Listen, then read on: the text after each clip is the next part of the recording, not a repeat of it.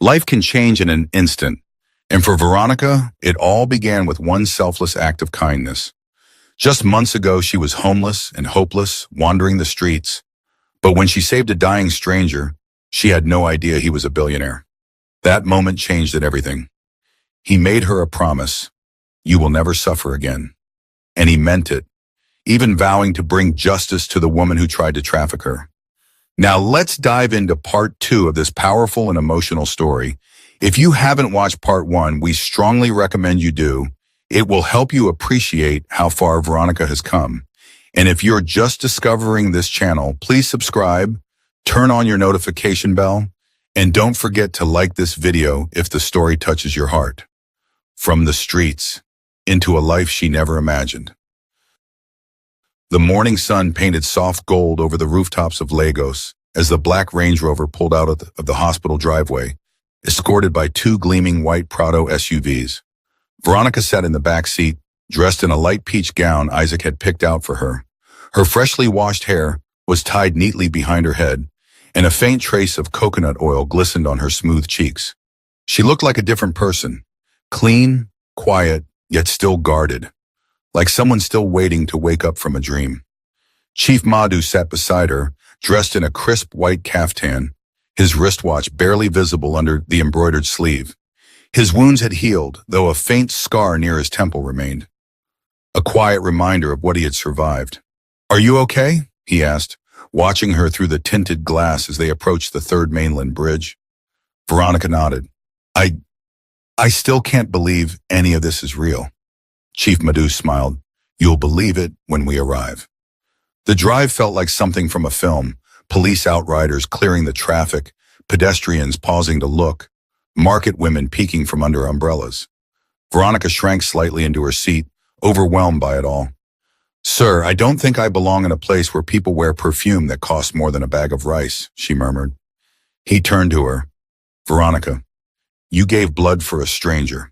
You gave up your only earnings to save a man you didn't know. Tell me, what makes someone belong, if not that kind of heart?" She was quiet. 20 minutes later, they entered Ikoyi. Wide boulevards, palm trees, impossibly tall gates with security men at every corner. Veronica's eyes widened. The Range Rover slowed, then turned into an estate more beautiful than anything she had imagined. The road was paved with interlocking bricks. Ornamental trees lined the curbs. Every house looked like it had been plucked from the pages of an architecture magazine. This isn't a hotel?" she asked in disbelief. "No," Chief Madhu said. "This is your new home." The car pulled into a vast compound surrounded by high marble walls. A large fountain gushed in the middle of a circular driveway. A gold-plated M was engraved on the front gate. The house itself, white with black tinted windows and cream pillars, looked like royalty lived there. Veronica froze. "This is too much."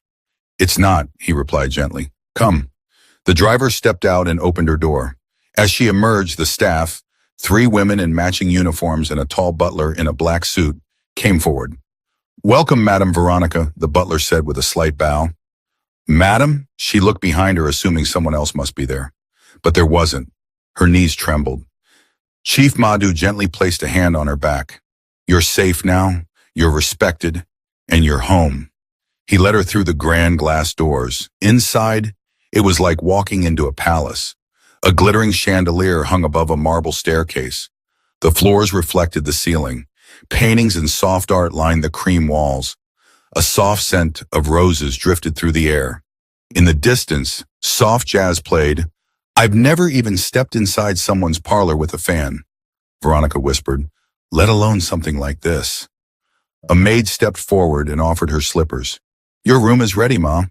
Still overwhelmed, Veronica followed. They ascended the stairs, their footsteps silent on the marble. The guest room was larger than the entire house she grew up in. A king-size bed with satin sheets, a dressing table with mirrors surrounded by warm lights, a wardrobe already stocked with new clothes, a vanity shelf filled with hair oils, creams, perfumes. But it was the bathroom that made her gasp. Gleaming white tiles, hot and cold shower knobs, and a bathtub that looked like a dream. "You're free to rest, eat, take your time," Chief Madhu said. She turned to him, eyes wet. "I don't deserve all this," she whispered. He looked her in the eyes. You didn't ask to deserve it, but God saw you worthy, and so do I. She stood frozen. For a moment, the years of struggle came rushing back, sweeping blocks at the construction site, being kicked out by Madame PT2, begging strangers on the street, sleeping under a bridge. And now, this, a palace, respect, comfort, safety. She sank slowly to her knees. Thank you, sir. I will never forget this. He gently lifted her up. Don't kneel to me. You knelt for life, not for me. Stand tall, Veronica. You're the miracle now. He left quietly, giving her space. Veronica walked slowly to the mirror, looking at the girl staring back. She didn't recognize her. She wasn't the street girl anymore. She was a woman who had survived, and now she had arrived. As the AC hummed gently and the mansion settled into quiet, Veronica curled into the soft bed, pulled the blanket over herself and whispered, God, this must be what heaven feels like. Justice wears silence until it knocks on the guilty. The morning after Veronica moved into the mansion, the sun rose gently over Ikoi. While she was still asleep, wrapped in soft sheets that smelled like jasmine, Chief Madhu sat downstairs in his private study, fully awake, eyes sharp, dressed in a tailored navy caftan. His desk was filled with folders, reports, and a cup of untouched black coffee. Isaac, his long-trusted assistant, stood beside him with his tablet. I've pulled up everything I could find on Madame Patricia Nwokedi, Isaac said. But sir, you were right. She's filth wrapped in diamonds. Chief Madhu leaned back, face hardening. Go on. She runs what she calls a modeling agency, but it's a front. Behind the scenes, human trafficking, sex tourism, fake travel jobs. She's moved girls to Italy, Dubai, Ghana, promising them work in restaurants and salons, only to force them into escort work. Chief Madhu clenched his jaw. She's smart, Isaac added. She doesn't touch anything directly. She uses girls to recruit other girls. She even pays off some small-time police officers. That's why she's never been caught. Then we go higher, Chief Madhu said quietly. He picked up his phone and dialed a secure number. Commissioner Obasanya, he said after a few seconds. It's Madhu. I need a task force. Quiet, trustworthy. I'm about to hand you a woman who's been selling young girls like goats in the market. There was a long pause on the other end. Then, say no more. We'll handle it. By that afternoon, a small task team was assigned. 5 plain-clothed officers with backgrounds in undercover work and cyber surveillance. One of them, Inspector Bisi Aluko, was a seasoned woman in her late 30s with the eyes of a hawk and the instincts of a lioness. She had spent years chasing traffickers across borders. She came to the mansion personally to meet Chief Madhu. Veronica, now awake and dressed in soft Ankara loungewear, stood nervously by the hallway as Bisi entered. This the girl? Bisi asked, tilting her head at Veronica. Chief Madhu nodded. She's the reason we're doing this. She was nearly sold. Kicked out when she refused. That woman needs to be stopped. Veronica nodded slowly. She promised me a job, but the job was to sell myself. Bisi's face turned cold. She's one of those ones that ruin families. She turned to her team. We'll bring her down, but not with guns, with proof. We need her to trap herself. Over the next several days, a sting operation began. One of the female officers, Sergeant Lamy, young, light-skinned, and sharp-tongued, was chosen to go undercover. She posed as a 19-year-old orphan from Ebony looking for a way out. Through a fake tip placed by an informant, Madame P heard of her. Just 2 days later, she sent her driver to pick Lamy up from a market in Surulere. Madame P didn't recognize the officer. Of course she didn't. Traffickers never remember names, they only count bodies. Inside her Lecky house, the same one she had once kicked Veronica out from, Madame P welcomed Lamy with fake smiles and cold hands. You're pretty, she said, circling the young officer like a vulture. And you're from the East. That's a bonus. Foreign clients love the accent. I'll start you with Abuja runs first, then Dubai if you're sharp. Lamy faked nervous laughter. Will I be paid well? Oh, you'll be paid more than your future husband will ever make, Madame P purred. In the corner of her handbag, Lami's micro-recorder caught every word. What Madam P didn't know was that every call she made, every booking she whispered about, every secret location she bragged about, it was all being monitored. For the first time in her life, the hunter was the hunted. Back at the mansion, Veronica was anxious. Will they arrest her? She asked Chief Madhu that evening. Not just arrest, he replied. Expose her, break the chain, save other girls like you. She swallowed hard. I thought I was just one victim. I didn't know she'd done it to others. He looked at her. You were enough. 1 week into the operation, BC returned with her team. We have her, she said with satisfaction. Surveillance, confession, and 2 underage girls in her house right now. She even gave them code names. That woman is sick. Chief Madhu's eyes glinted with something between relief and vengeance. What next? He asked. BC zipped her folder shut. Next, we shut her down. Sometimes victory wears the face of a daughter who came back home, not broken, but reborn. The sun had barely risen over Oji River, but already the village was buzzing. Not because of any festival, not because of politics, but because of one impossible rumor. Veronica was coming home. And not on a bus, not in a keiki, not on foot, in a convoy. 2 black SUVs and a police escort were making their way slowly through the dusty, narrow roads leading into the village. The tires kicked up red dust as old men left their beer parlors, women paused at their firewood stoves, and children ran barefoot toward the roadside, screaming, Motor! Big motor! They come! Inside the lead car, Veronica sat quietly, dressed in a simple but elegant yellow lace gown that complemented her deep brown skin. Her hair was styled in a neat bun, gold stud earrings, minimal makeup. But it wasn't the clothes or the convoy that turned heads. It was the peace on her face. She looked out the window at the same road she had once walked barefoot with tears in her eyes. The same fields she once passed on her way to beg for leftover cassava. Beside her in the car was Chief Madhu, dressed in a crisp white native with navy embroidery. He said nothing, just watched her reaction carefully. You okay? He finally asked. Veronica smiled. I used to dream about this moment, she whispered. But in those dreams, I was alone. Chief Madhu smiled back. Dreams grow better when shared. Behind them, Isaac and 2 members of Chief's security team rode in the second SUV, wearing sunglasses and alert expressions. No one was taking chances, not after what had happened with the kidnapping. As they entered the village square, the convoy slowed. Women dropped their basins. Men removed their caps. Children waved and screamed, Auntie Vero! Auntie Vero! Mama Veronica came running from the compound, wrapper flying, mouth wide open. Jesus! Jesus! Not lie! Veronica! The car hadn't even stopped when Veronica opened the door and jumped out. Mama! She shouted, running forward.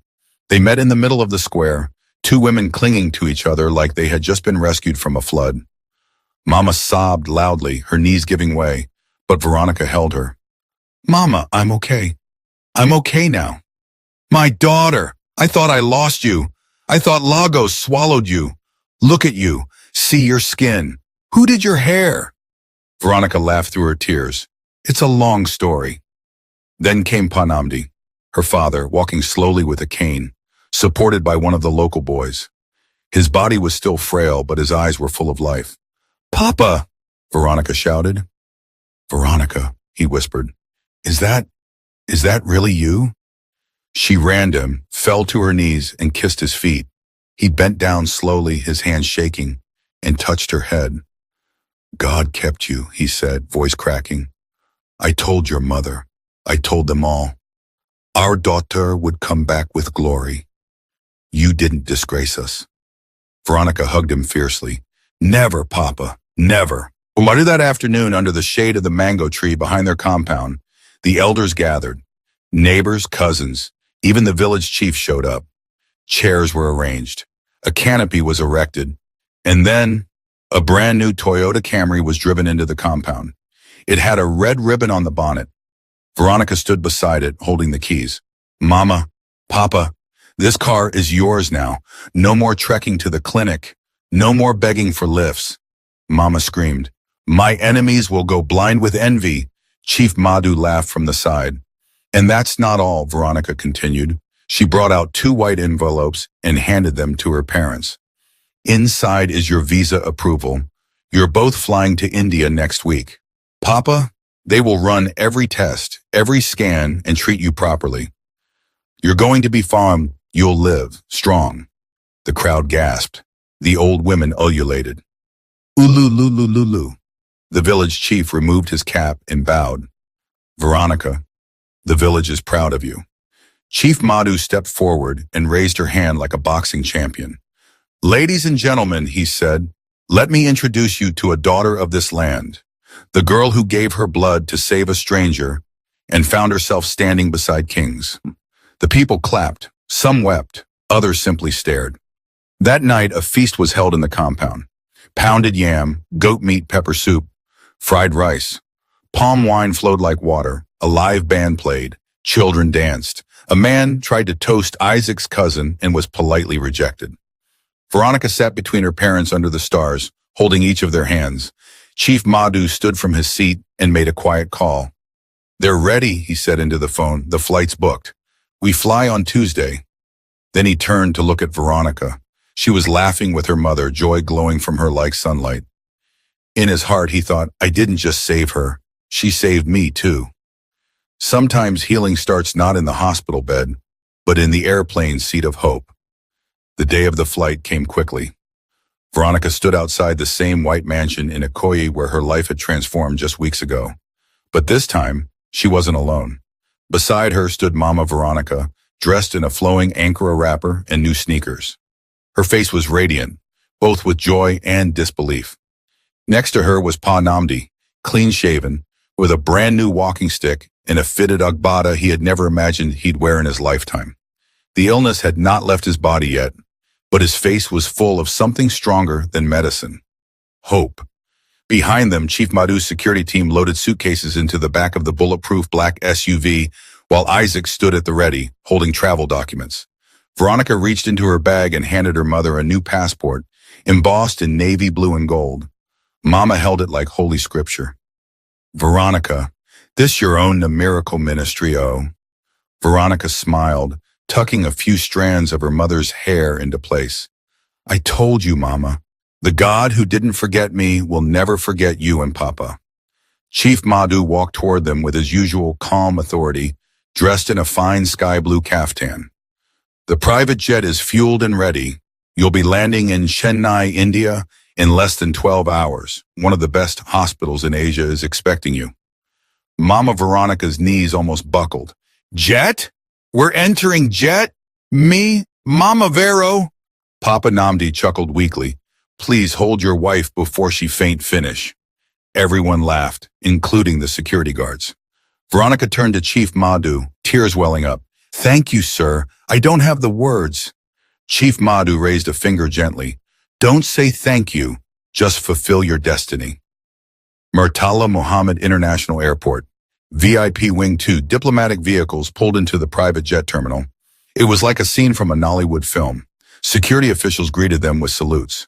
Veronica wheeled her father to the tarmac, where a sleek white jet sat like a silver bird waiting to lift them beyond pain. As they ascended the jet stairs, Mama Veronica paused and turned back. She looked at the city skyline behind her, then looked at her daughter.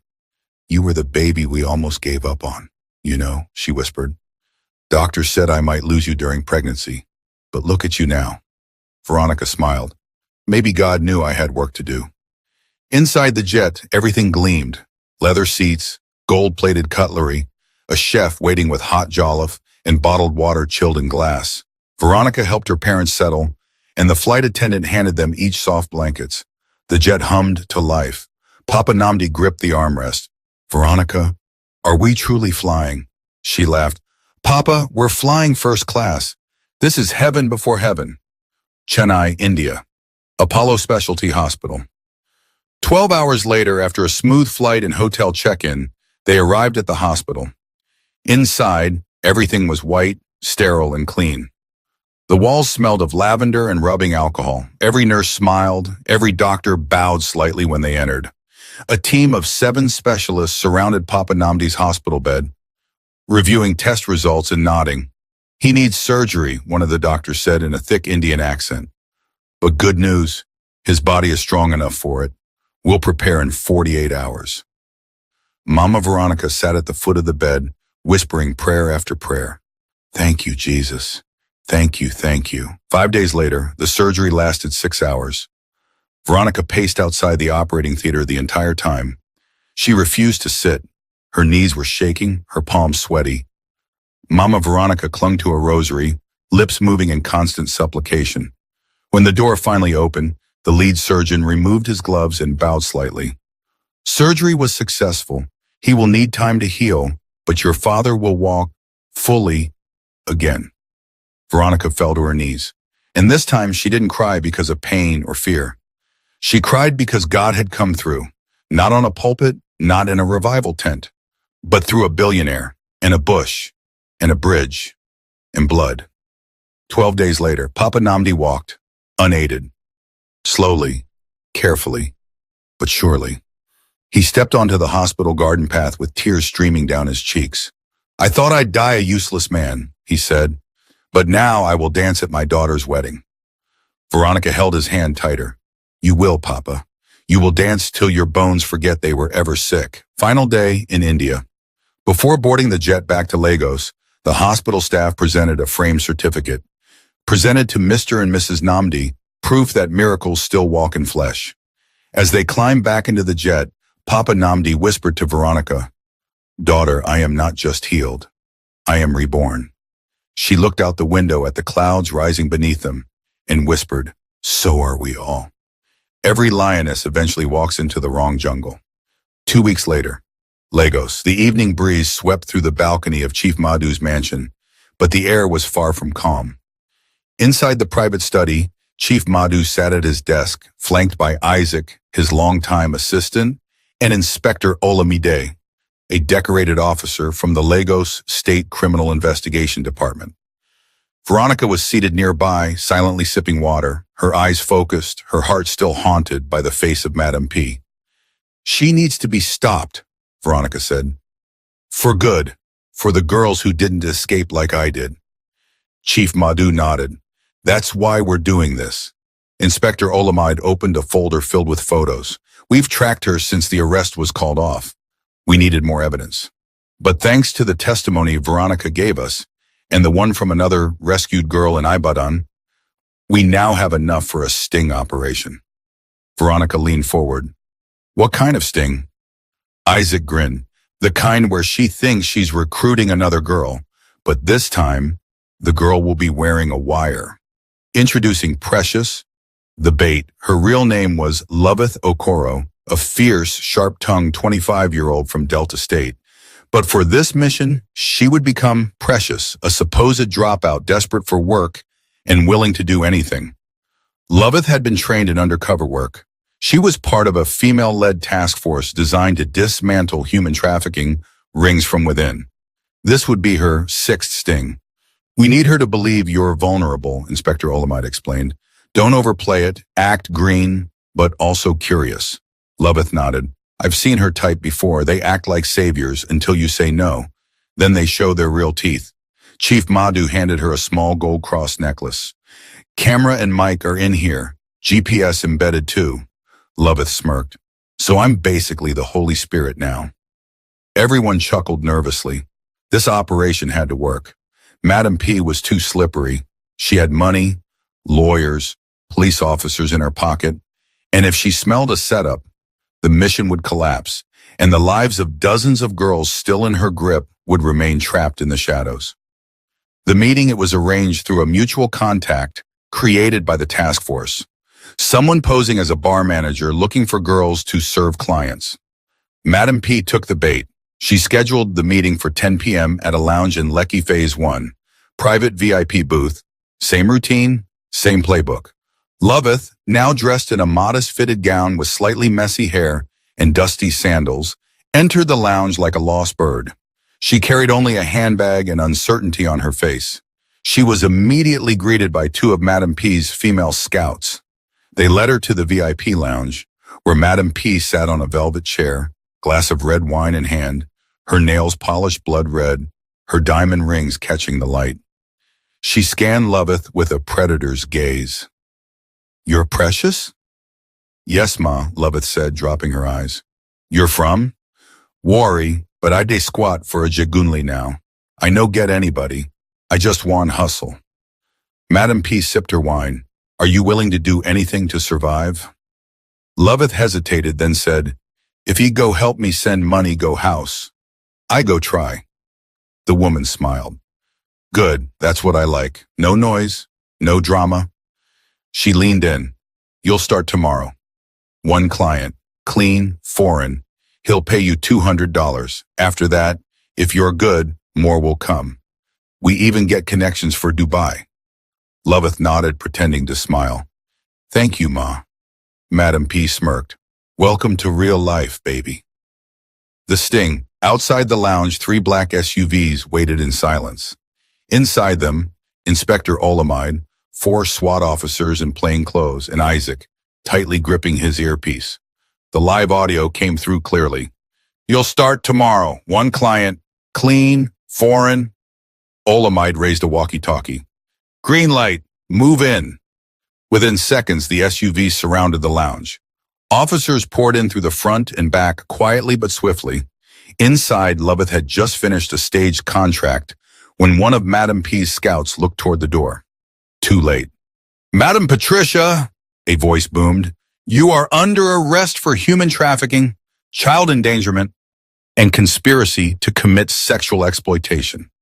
What? Are you mad? You don't know who I am? Before she could finish, her hands were cuffed behind her back. She screamed, kicked, spat. Her eyes locked on Loveth. You, she screamed, you tricked me. Loveth stood, removed the cross necklace, and said calmly, no, I exposed you. Madam P's face went white. Back at the station, Madam P was unrecognizable, hair wild, makeup smudged, pride shattered. But worse were the files and videos recovered from her phone. Over 43 voice notes, 15 transaction records, and 7 videos of underage girls she had sent to men in exchange for money. It was the evidence the authorities needed, enough to ensure she wouldn't walk away this time. And best of all, her face was broadcast on the news that night.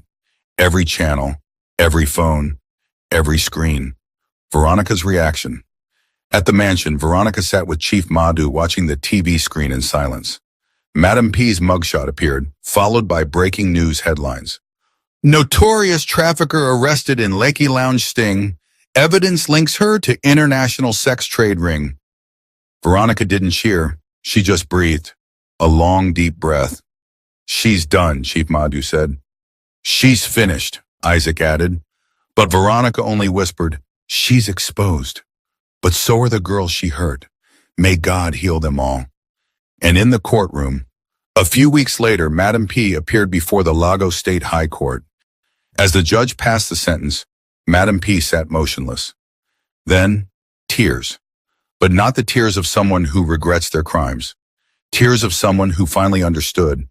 Her empire of manipulation, her house of exploitation, had crumbled. Not under the weight of the law, but under the kindness of a poor girl who once refused to wear her red dress. When a wicked seed grows tall, it forgets the root beneath the soil. The courtroom was silent. Dozens of journalists lined the wooden benches, their camera lenses aimed squarely at the defendant's box. In front of them stood Patricia Obiako, known to many simply as Madam P, once an elegant woman of influence and wealth, now dressed in faded prison garb, her hair unbraided, her pride deflated. Beside her sat 2 lawyers she could barely afford anymore. Her empire was gone, her accounts frozen, her houses seized. The judge, stern-faced and uncompromising, entered the room. All rise. Everyone stood. Veronica, seated quietly in the front row, beside Chief Madhu and her family, stared straight ahead. Her face was calm, but her heart pounded like a drum in her chest. This was it, the moment justice would finally speak. Inspector Olamide took the stand first, presenting the timeline. The defendant, Madam Patricia Obiako, was captured during a controlled undercover operation by the CID's Special Victims Unit. She was recorded negotiating prices for girls she had recruited from impoverished communities. These negotiations took place over 6 months across Lagos, Abuja, and Dubai. Next came audio evidence. If the girl no gree, forget AM, beat am small, hunger go humble her. The courtroom gasped.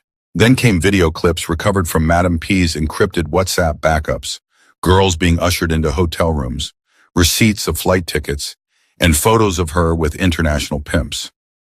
One by one, the evidence dismantled every lie Madam P had ever told. Several girls, rescued survivors, testified anonymously behind protective screens. One said, "She promised me work as a hotel receptionist. My first night in Lagos, I was told to sleep with a man 3 times my age. When I refused, I was locked in a room and starved for 3 days." Another whispered, "She told me you'll thank me later. I still have nightmares." When it was Veronica's turn, she walked to the stand slowly in a modest cream gown. Her head was high, her voice was steady.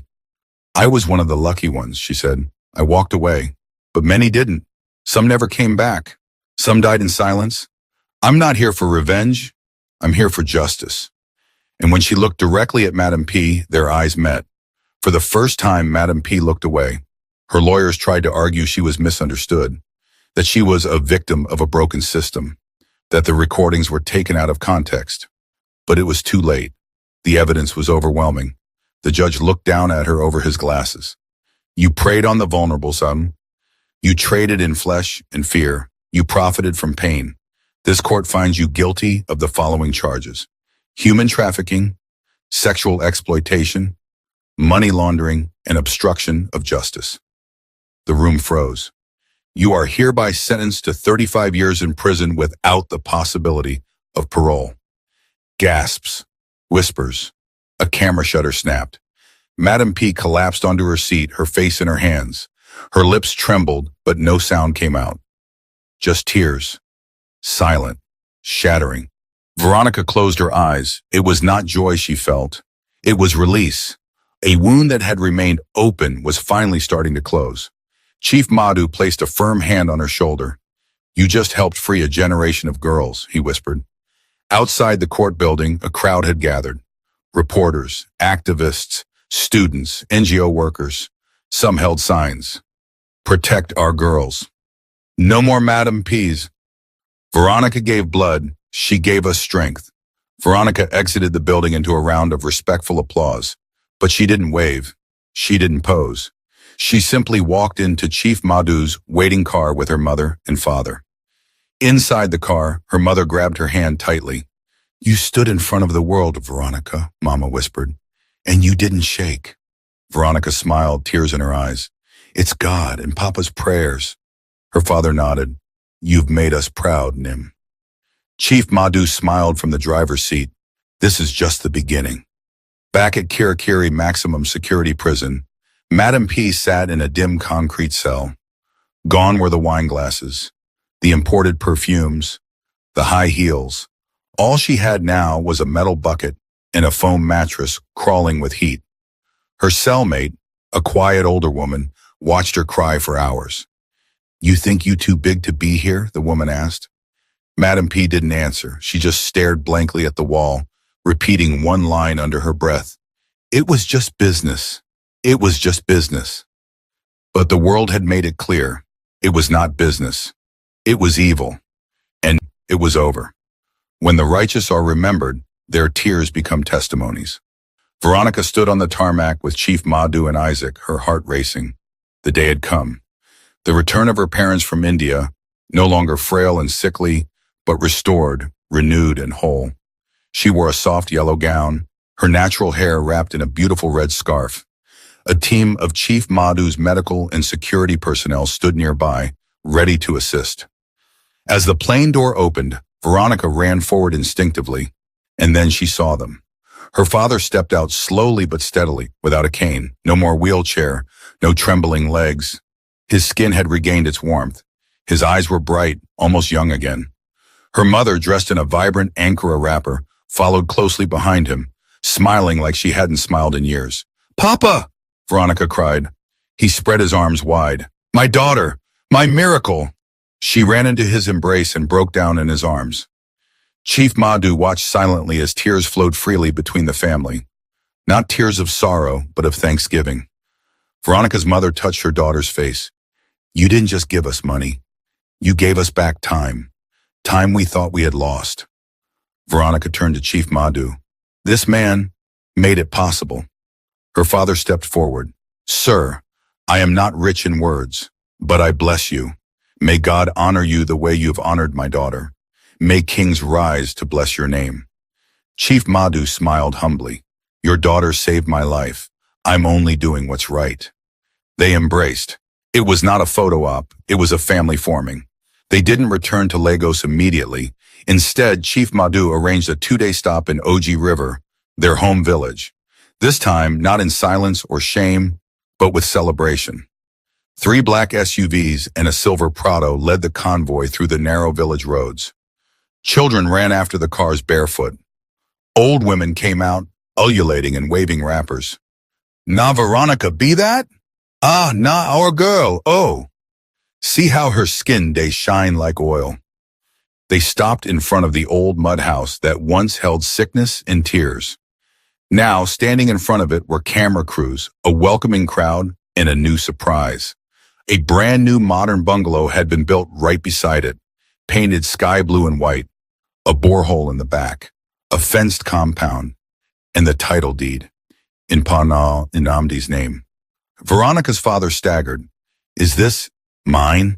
Veronica held out the keys. No more roof leaks, no more broken windows. This is your home now, Papa. He collapsed to his knees. Neighbors gathered. Chiefs of the village arrived. Even the village pastor, with a hoarse voice, led a short prayer, blessing the home and the people behind it. That evening, a small village celebration was held. A local band played. Goats were slaughtered. A long table was set outside the new house, filled with food and laughter. Veronica's mother danced barefoot with joy, twirling like a girl again. Even Chief Madhu danced, swaying modestly to the high-life music. At one point, an elder approached Chief Madhu. You did not just save a girl, you restored a lineage.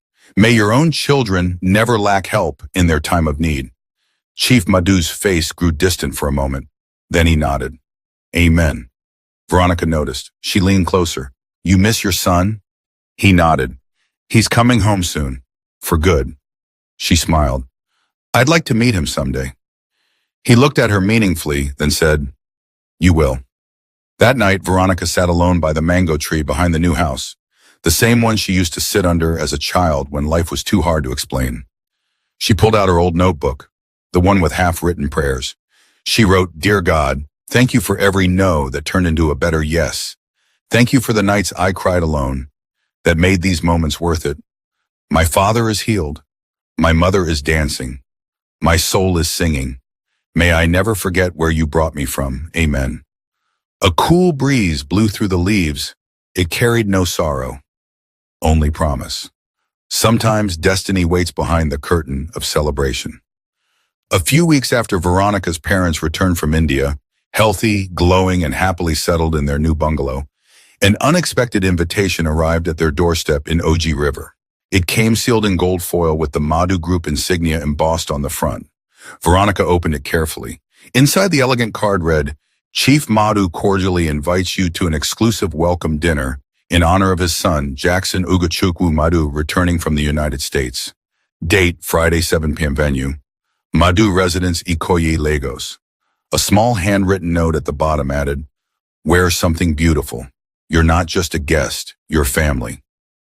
Chief Madhu. Veronica stared at the card, heart pounding. Jackson Madhu, the son she had never met, the one who lived abroad, the one Chief Madhu had spoken of with pride in hushed tones. Her hands trembled slightly. Why did it feel like this dinner was about more than just a welcome? The day before the event, Chief Madhu's stylist and personal shopper arrived at Veronica's home with a collection of evening gowns, shoes, and jewelry. This one, the stylist said, holding up a deep royal blue gown that shimmered like moonlight on water. Custom made, it matches your grace. Veronica blushed as she slipped it on.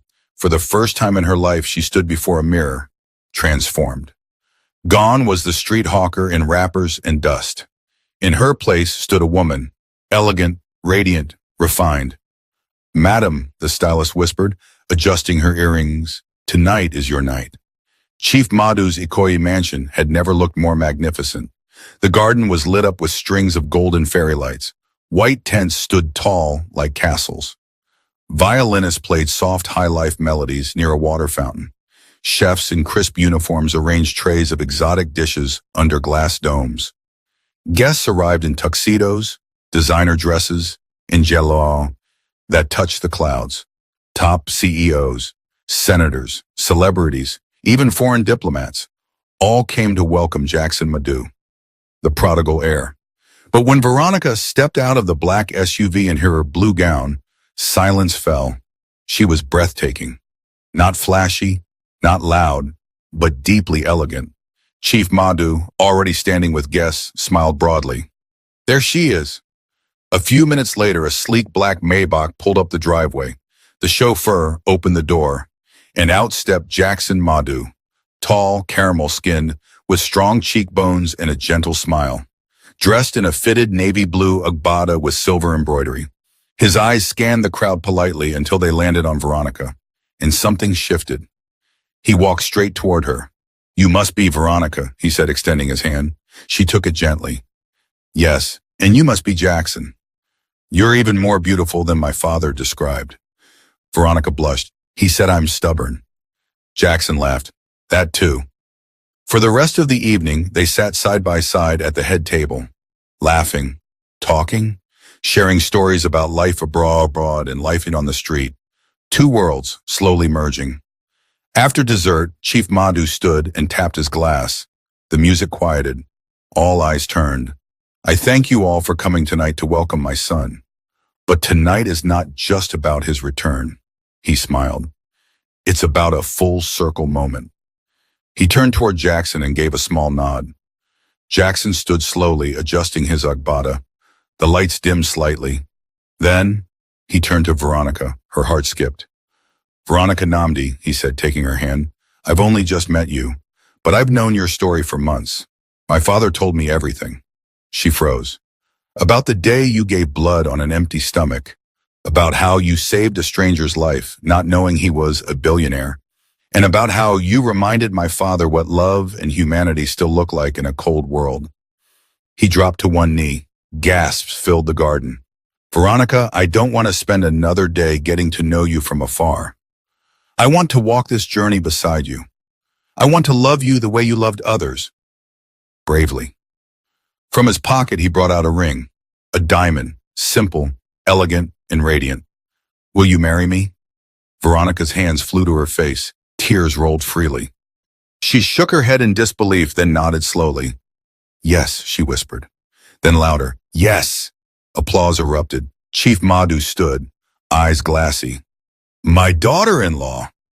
Isaac fist-pumped the air. Maids clapped. Guests cheered. As Jackson slipped the ring on her finger, camera flashes lit the night sky. And just like that, the girl who once hawked water under Lego's sun, the girl who slept under a bridge and bled for a stranger, now stood in the arms of the billionaire's son, wearing diamonds, wrapped in destiny. From hawking water to walking down the aisle, some stories are written by heaven itself. By the next morning, the proposal had gone viral. Channels TV. Billionaire son proposes to street girl who saved his father's life. Instagram blogs. From bridge to bridal. Meet Veronica, the girl who went from homeless to heiress. Radio hosts. Now who say God no day, e don happeno, Chief Madhu's only son, go marry the girl way rescue him from death. This loved a movie. Thousands of messages flooded Chief Madhu's office, some from well-wishers, some from international charities offering scholarships in Veronica's name, some even from top designers wanting to dress her for the wedding for free. But none of it mattered more to Veronica than the call she made to her parents in the village.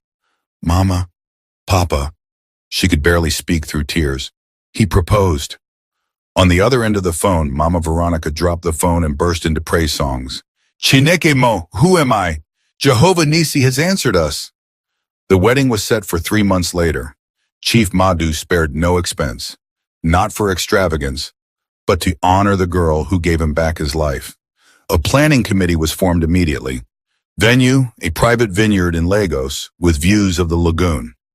Guests, 400 hand-picked dignitaries, celebrities, pastors, and Veronica's entire village. Bride's dress, custom designed by the House of Amani, hand-sewn crystals. Into beauty for ashes, Jackson took no chances.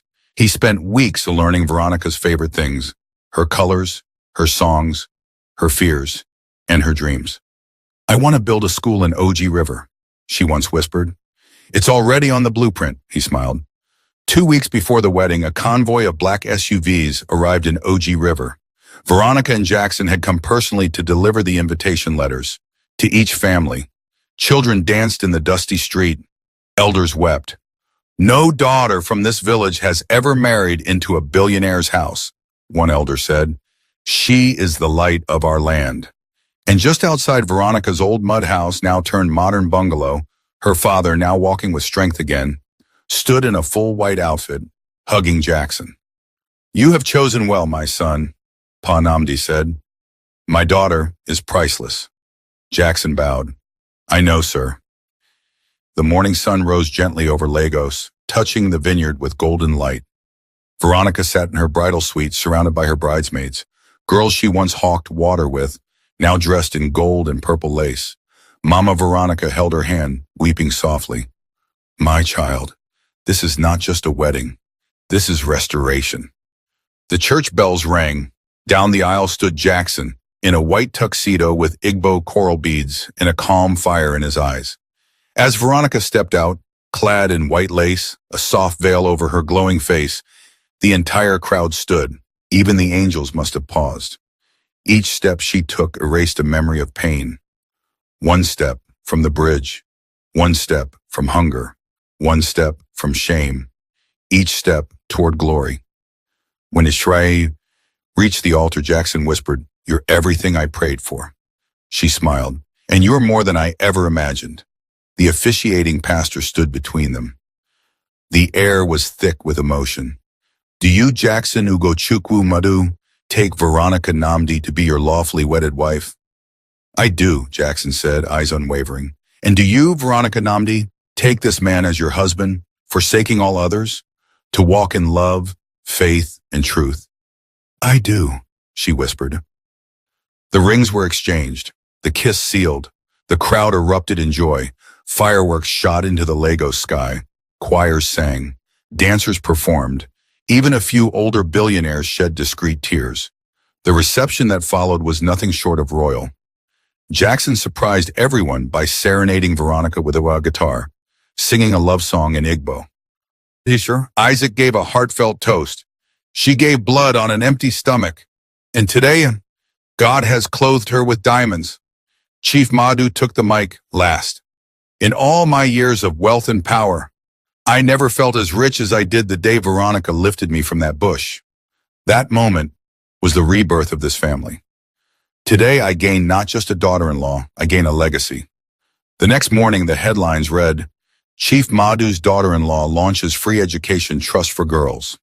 Veronica had used part of her $200,000 gift to establish the Veronica Foundation, providing scholarships and shelter for girls at risk of trafficking and homelessness. She also began writing a memoir, From Water to Wine, My Journey from the Street to the Altar. And soon after, Jackson and Veronica flew to Paris for their honeymoon, just two kids in love, leaving behind a world forever changed. And so, the girl who once whispered, "Papa, I'll make you proud," now lived a life that made the heavens proud. A life built not on luck or money, but on courage, kindness, and an unshakable heart. Moral of this story: no matter how dark life gets, integrity, kindness, and courage will always open doors that talent or wealth cannot. Veronica's journey proves that staying true to one's values, even in hardship, attracts divine favor and destiny. One selfless act can rewrite a lifetime of suffering into a legacy of purpose and joy. We hope you enjoyed this inspiring story. We'd love to hear your thoughts. Share what you learned in the comments below. Another powerful and life-changing story is coming your way in just a few days, so be sure to subscribe and turn on your notification bell. If this touched your heart, like and share with loved ones. Thank you and God bless you.